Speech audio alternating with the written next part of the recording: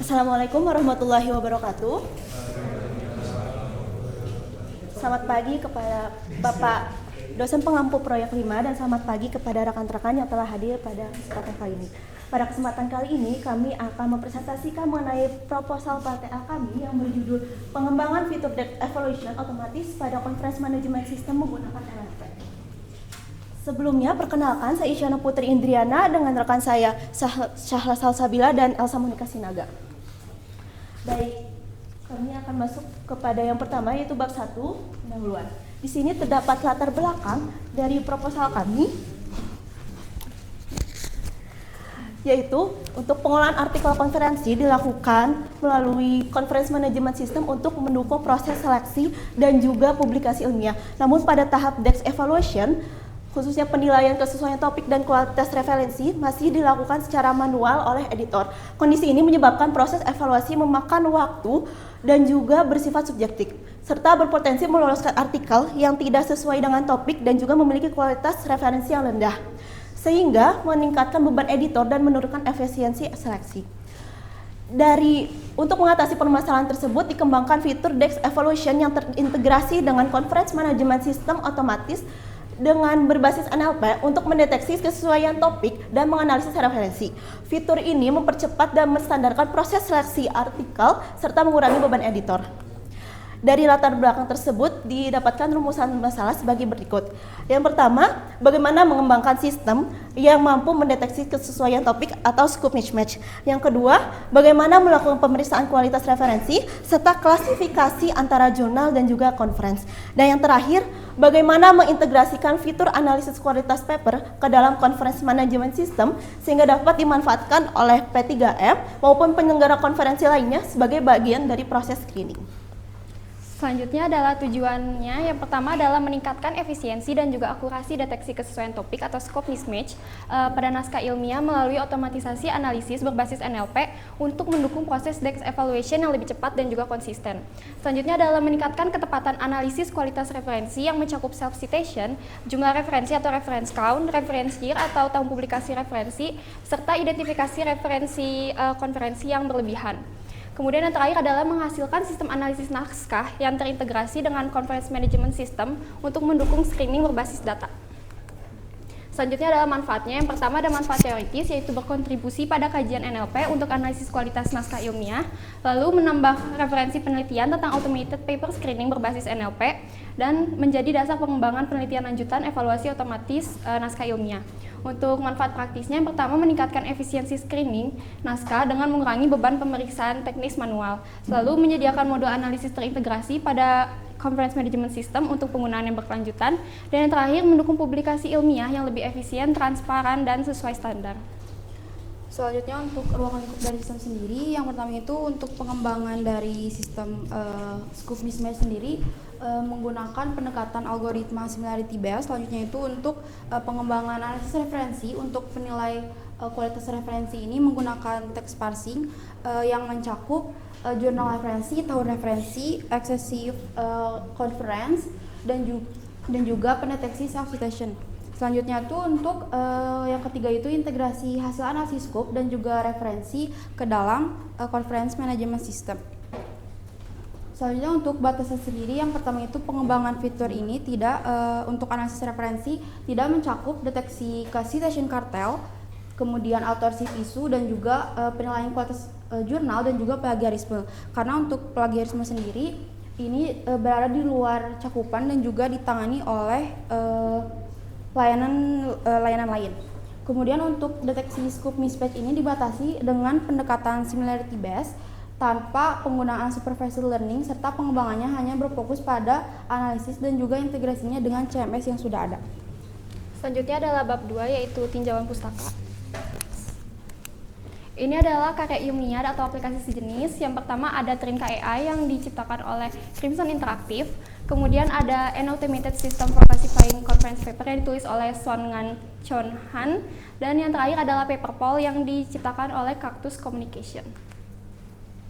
Selanjutnya, ini adalah tinjauan pustakanya. Yang pertama ada CMS atau Conference Management System.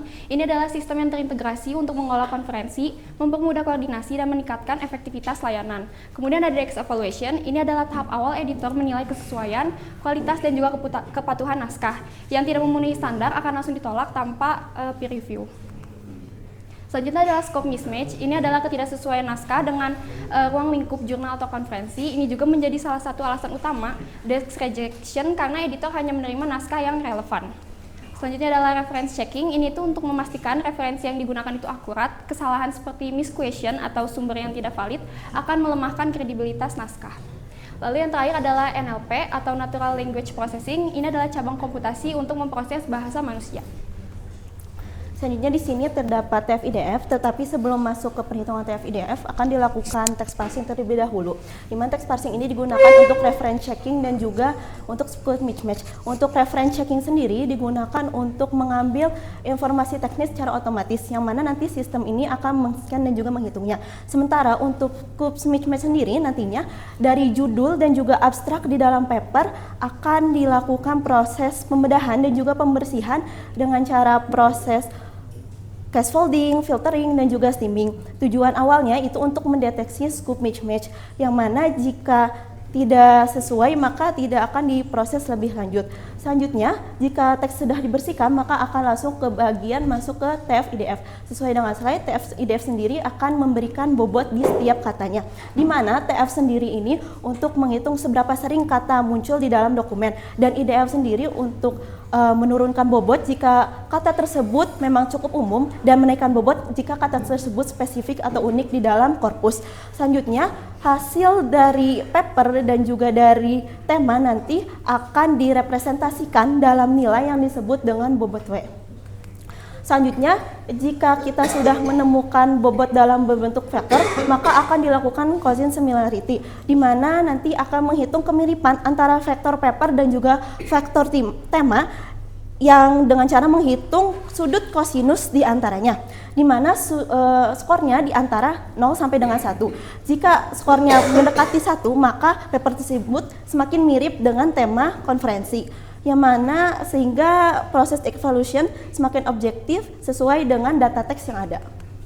Selanjutnya itu ke metodologi pelaksanaan. Untuk metode pengembangan ini kami menerapkan agile development dengan pendekatan Scrum sebagai project manajemennya. Di mana itu yang pertama itu kami melakukan pendefinisian masalah, selanjutnya itu melakukan studi literatur, selanjutnya itu melakukan penyusunan backlog. Kemudian setelah itu masuk ke dalam fase Scrum menurut Pressman, di mana yang pertama itu ada tahapan yang pertama itu melakukan sprint planning, selanjutnya itu masuk ke dalam sprint, di mana dalam sprint tersebut ada fase-fasenya yaitu requirement, analysis, design, evolution, dan juga delivery. Dan juga di setiap sprint ini kami juga melakukan daily sprint untuk setiap harinya, daily Scrum di setiap harinya. Selanjutnya itu di akhir sprint juga kami melakukan demo untuk mempresentasikan hasil kepada stakeholder atau pembimbing terkait. Nah, jika produk backlog belum terpenuhi, maka dilakukan kembali sprint planning dan juga melakukan fase sprintnya. Nah, jika produk backlog telah terpenuhi, maka sudah selesai. Untuk sprint ini totalnya itu ada 8 sprint. Dengan sprint yang pertama itu deliverable-nya itu melakukan fondasi sistem, untuk yang kedua itu melakukan segmentasi data, yang ketiga itu untuk algoritma dari scope mismatch, yang keempat itu melakukan analisis referensi, yang kelima itu integrasi dengan CMS, untuk yang keenamnya itu melakukan reporting atau UI terkait, yang ketujuh itu melakukan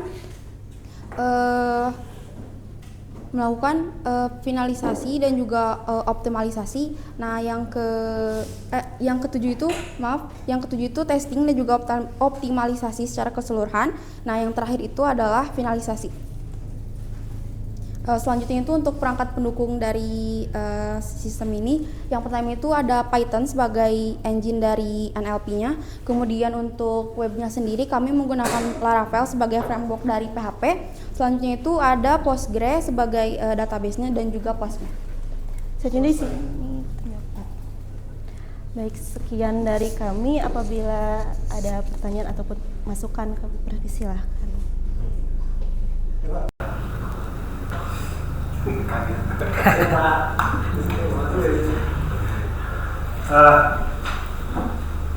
Judul dulu, judul.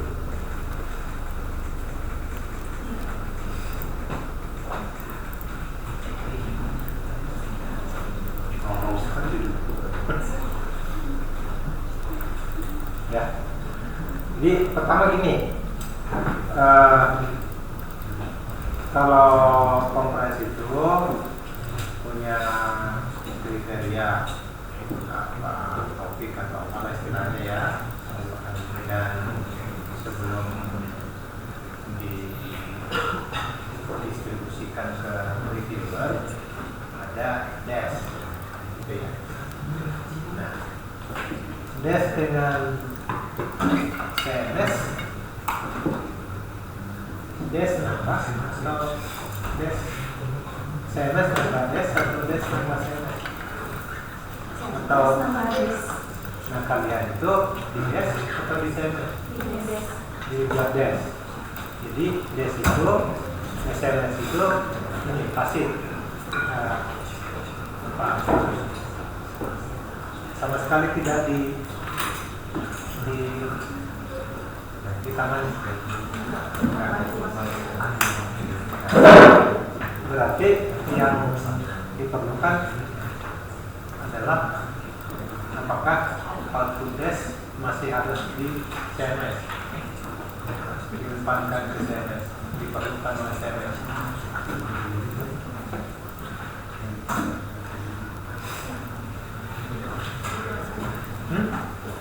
Coba ada tadi ada rumus tadi.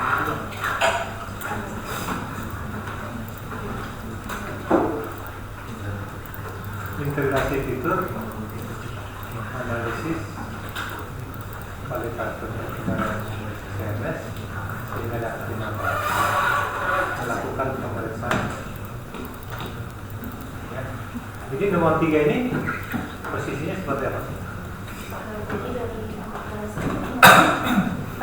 desk evaluation ini diintegrasikan Pak. Ya, berarti syarat apa? CMS itu memerlukan apa dari desk?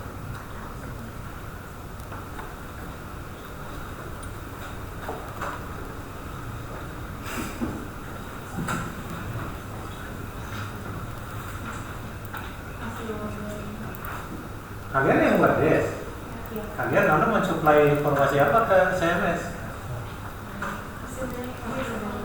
Hah? Iya apa? Kalau kita tuh Pak ada scope mismatch yang pertama, buat ngecek kesesuaian topik yang ada yang sama konferensi itu kan beda-beda. Terus bisa aja beda sama paper yang diupload. Ya, Terus ada oke. Jadi gini, yang pertama ya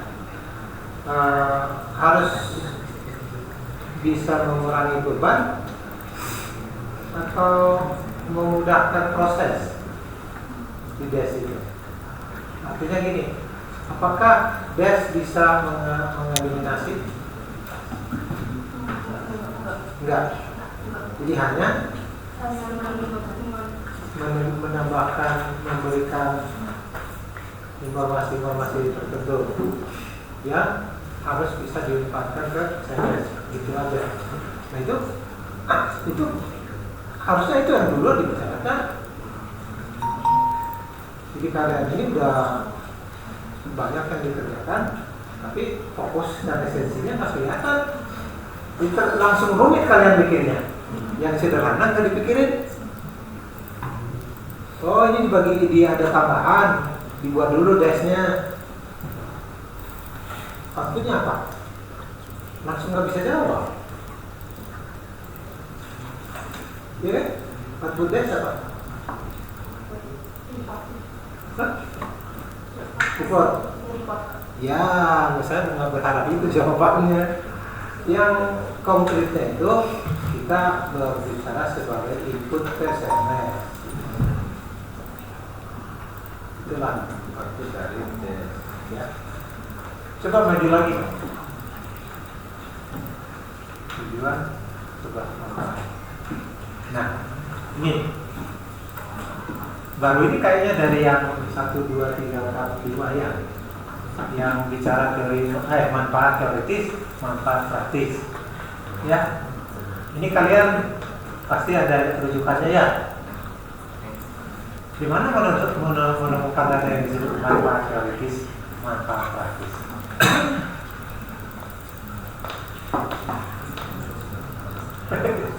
Bingung.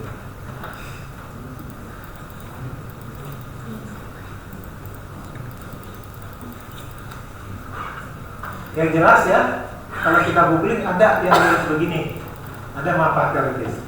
Tapi kalau di apa ya, di elaborasi atau ditanyakan lebih lanjut, apa sih teori itu? Apa yang disebut teori?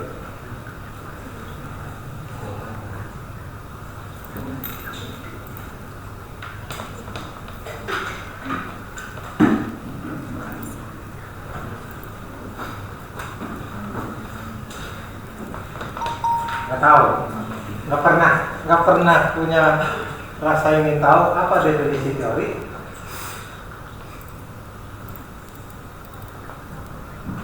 Kalau hukum tahu nggak hukum? Apa itu hukum?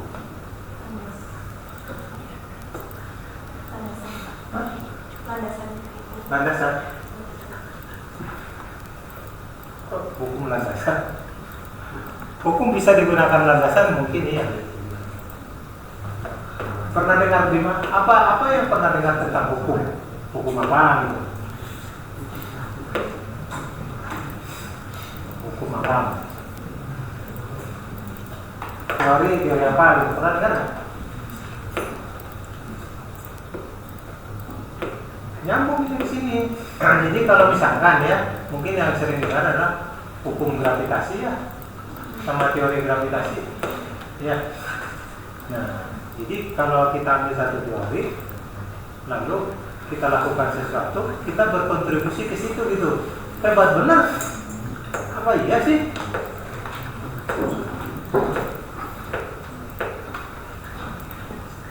Ya. Jadi ini ada di tempat lain.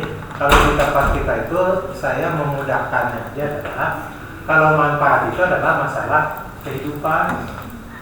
Kalau tujuan itu adalah masalah pengetahuannya. Jadi artinya di tujuan kita menyelesaikan secara IT. Begitu itu didapat, maka hidup kita lebih enak, misalkan lebih cepat. Tujuannya adalah membuat suatu algoritma dengan perilaku tertentu. Akibatnya jadi cepat. Nah, manfaatnya adalah menyelesaikannya dengan lebih efisien. Kurang lebih seperti itu idenya. Dan itu yang selalu saya promosikan di JTK. Nggak usah rumit-rumit berpikir, gitu ya.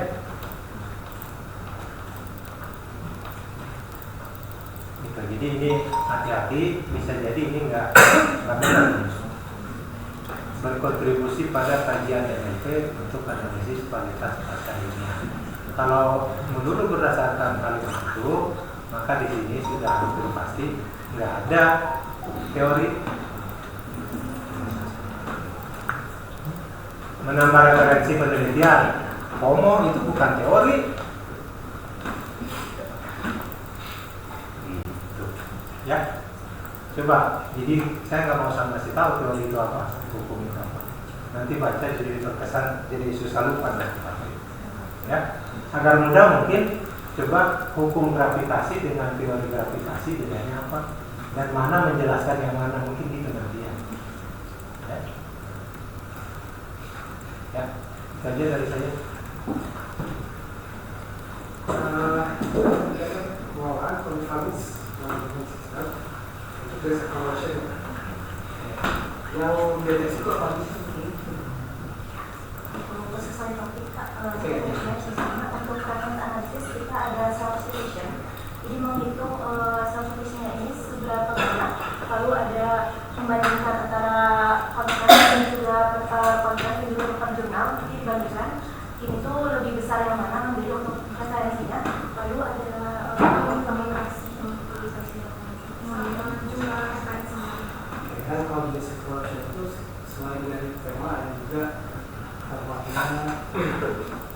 Terus informatika ada banyak ya. Ada itu jumlah jumlahnya berapa, minimal kan ada 15, tahunnya juga kan bisa ya, tahunnya harus kan setiap beda-beda ya, tahunnya harus misalkan 50 tindakan, 40 tindakan minimal, kalau enggak nanti juga divalidasi, formatnya dan seterusnya. Format ini tidak. Formatnya kalau aku tidak. Format maksudnya mana? Format apa? Format dari jurnalnya. Dari misalnya kita kebetulan dapat dari topik ini. So, format itu udah ada yang ambil. Oh, udah. Topiknya ada yang namanya paket format. Iya. Jadi kamu fokus di skema, terus kesesuaian citasi ya, referensi berarti ya. Nah itu kita nambah. Jadi yang kayak tahun kemarin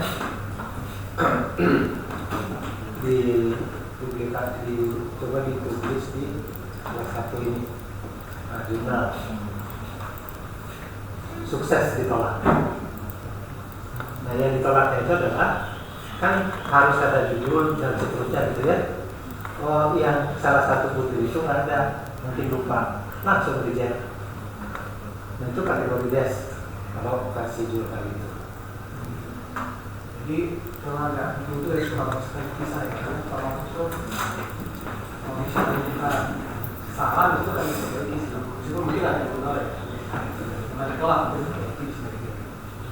Nanti kalau kayak gitu nanti kalau misalkan basic evaluation menggunakan format itu kalau formatnya salah, tapi benar ya, jumlah citasinya benar, tapi ada format yang salah. Misalkan tidak ada hasil. Nah, kan ada urutannya, ada latar belakang, ada teorinya, ada hasil. Misalkan tidak ada hasil, ke deteksi nggak? Kalau dari aplikasi kita berarti dari itu kemungkinan bakal semua diintegrasikan seperti yang kita kerjain dari mulai format sampai referensi itu jadi satu semua bagian penugasan kita bisa. Kalau di depan tadi mau format. Kalau tadi kan kalian fokus ke kualitas referensi, kontennya berarti nggak dicek ya. Dalam konten itu maksudnya latar belakangnya. Itu kan masuk ke tema. Itu mendeteksi temanya gimana dia sama? Apa yang kalian cek? Kita itu cek dari judul dan juga Judulnya aja. abstrak. Judulnya abstrak. Dan kemudian juga dari latar belakang juga. Judul abstrak ya. Kalau judul abstrak kalian menentukan informasi sesuai dengan topiknya ya. Tapi dalamnya udah ada yang ngurusin ya dari kota yang lain. Nah, ini rencananya kalian tuh diterapkan di mana? Di P3M. Oh, P3M. Bahasa apa? Bahasa Inggris ya. Indonesia nggak Inggris ya.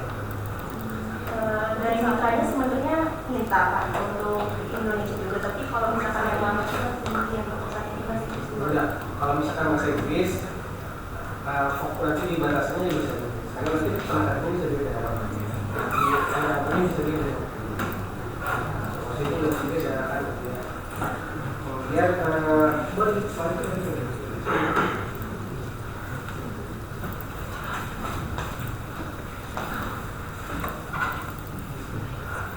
Nah ini pendekatannya tadi similarity based maksudnya apa? Konsep Pak. Orang itu mesti proses similarity. Kata itu. Similarity based kan juga kategori similarity ya. Sampai kayak IDR.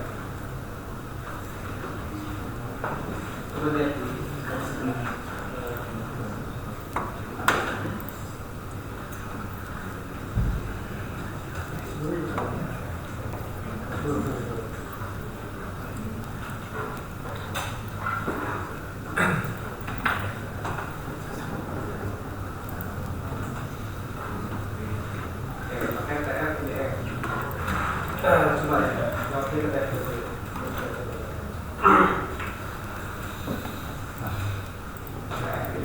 sudah seberapa jauh kalian memahami terkait reaksi itu?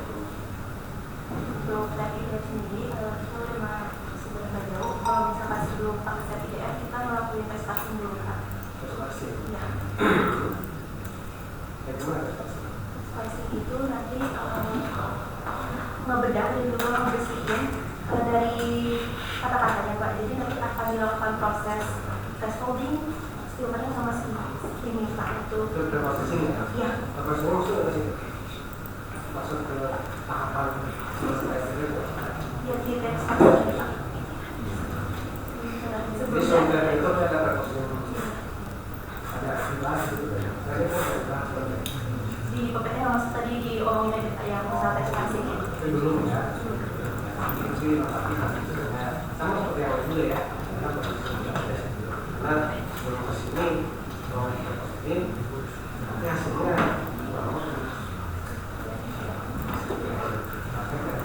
tapi outputnya seperti apa sih? Hasil dari PPDF itu seperti apa? Paper Pak, untuk setiap paper dan juga nanti ada dokumen yang berisi tema konferensi ini sih Pak. Hubungannya dengan mesin gimana? Nanti untuk mesin sendiri nanti akan dihitung dibandingkan antara bobot vektor dan juga bobot dari papernya, dihitung antara sudut kosinusnya di antara. Thresholdnya berapa? Katakan Kalau itu kita belum ini referensinya ya. Thresholdnya berapa? Yang menyampaikan makanya yang menjelaskan bahwa ini topiknya sama. Ya, karena masih 0, sekian kan. 0,5 thresholdnya.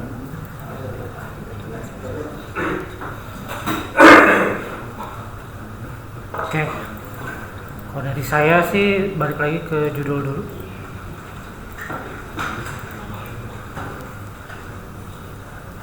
Nah, ini fitur dari DS Evaluation itu apa aja sih? Gak bisa jawab tapi Hah? gak bisa jawab. Nggak bisa. Belum tahu. Coba. ada scope mismatch yang kesesuaian temanya, habis itu ada analisis referensi kurang, substitution, reference year-nya, excessive reference yang konferensi, sama jumlah dari referensinya.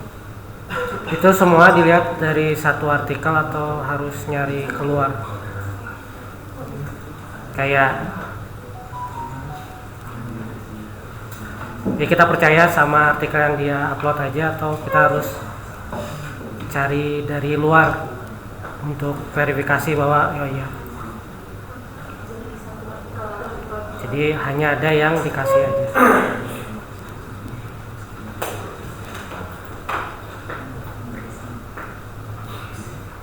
Oke, sekarang ada nggak kasus bahwa yang bisa diboseh gitu, diboseh dari dalam gitu. Ini sebenarnya artikelnya nggak secara matematis tidak ini ya, tidak cocok nih sama conference. Tapi kalau secara konteks sebenarnya secara tersirat bisa nih. Itu kayak gimana? Ada yang kayak gitu-gitunya nggak tahu, emang udah mati aja ya kalau nggak masuk DS Evaluation udah langsung di reject dari awal.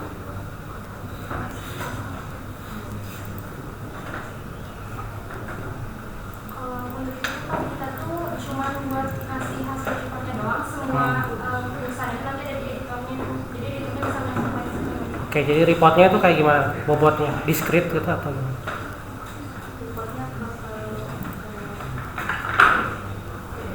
Bukan PDF makanya itunya. Hasilnya tuh discrete atau ada koma-komanya real atau gimana hasil akhirnya? Kemungkinan Presentasi. Kita belum ngobrol lagi untuk masalah ini, mau dari pihak penilaian. Oke. Jadi sebenarnya topiknya udah ini ya, udah baik. Tinggal di detailnya aja ditambahin sampai coba lihat batasannya. Batasan.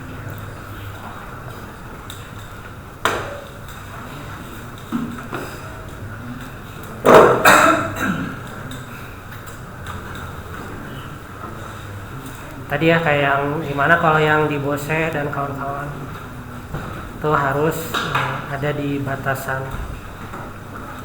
Maksud yang tadi itu yang isi kan nggak benar.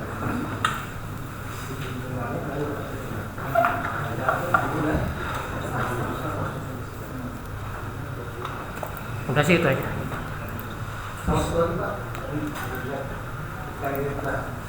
Kalau misalkan ada daftar khusus yang kali ya,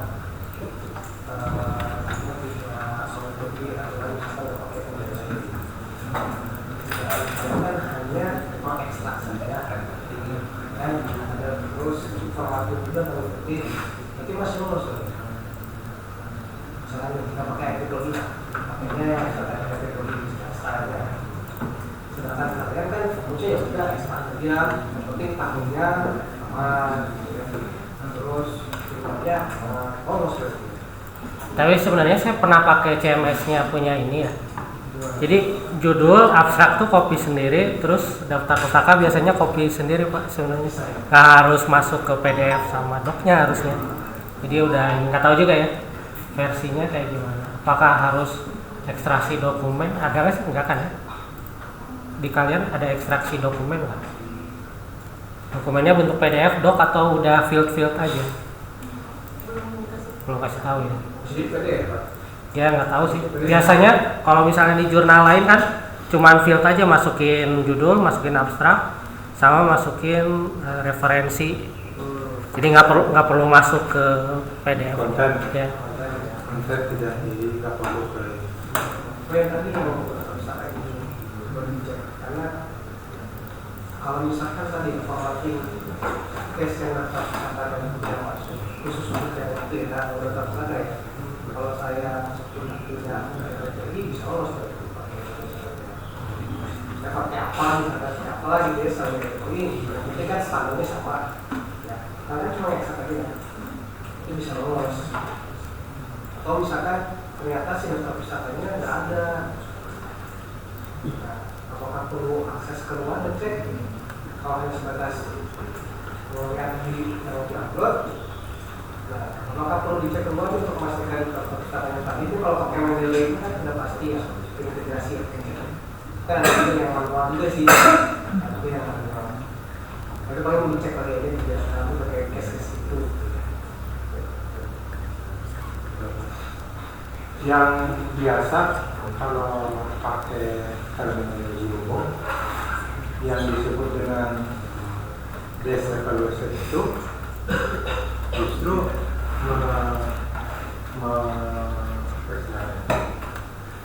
menolak yang tidak memenuhi secara abstraksi.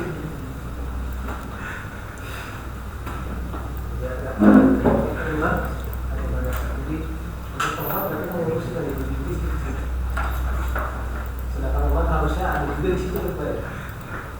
Ya, jadi mungkin ini yang harus dipastikan persisnya apa konsekuensinya. Jadi, memang tadi secara umum misalkan, kalau contoh yang dilibatkan desk evaluation adalah akreditasi.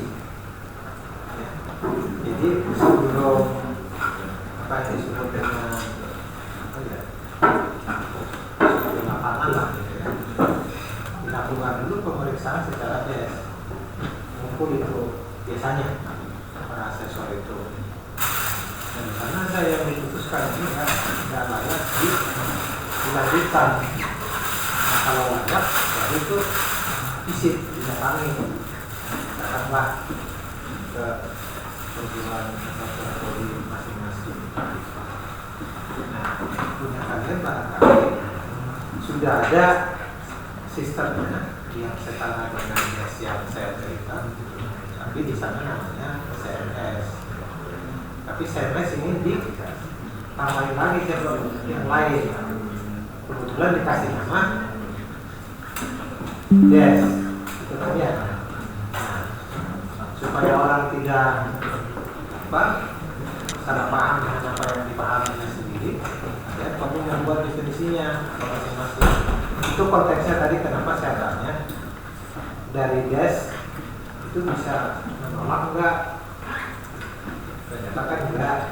Jadi bisa jadi desnya kalian, des versi yang seperti yang biasa dilakukan oleh akreditasi prodi itu adalah kalau untuk kuliah kalian CMS plus tes. Ya. Terus ada yang menarik sebenarnya karena tadi diomongin rumus. Coba tunjukin rumus tadi sebentar ya. Kayak tadi ya. Ya, jadi ini perlu dicermati. TF-nya itu ada di sisi kiri, ada di sisi kanan ya. Kalau rumus seperti itu berarti apa ini? Assignment kan? A sama dengan A tambah B. Assignment kan itu? Kalau cara matematika salah kan itu? Berarti itu bukan rumus. Nah ini pun bukan rumus berarti. Kecuali kalian salah nulis. Satu. Yang kedua, jumlah kemunculan dengan banyak dokumen secara struktur bahasa Indonesia bedanya apa? Kalau jumlah kemunculan itu artinya apa? Munculnya berapa kali? Ya. Kalau jumlah dokumen, banyaknya dokumen. Kok nyanya di situ nggak ada? Kan saya tanya kalau jumlah dokumen, banyaknya dokumen. Nah kamu ditulis banyak dokumen saja, bukan banyaknya dokumen. Beda kan? Nah gitu. Ya. Ada dua tadi yang saya itu dicatat.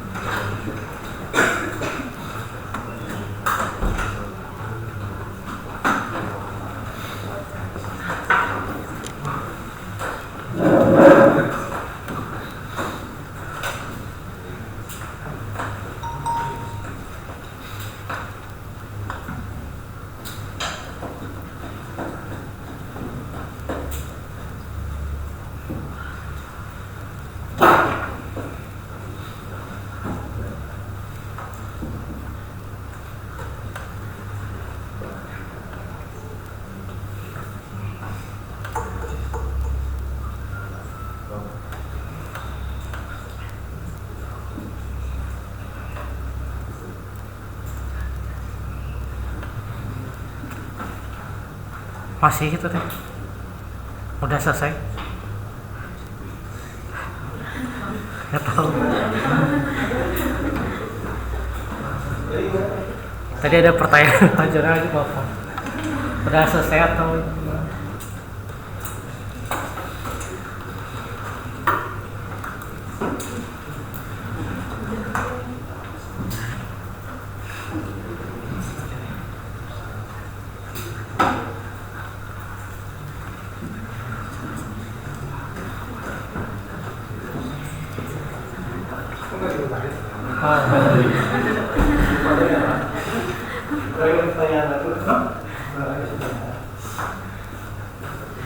sudah? Silakan ditutup. Jadi sekian presentasi dari kami. Kalau ada yang mau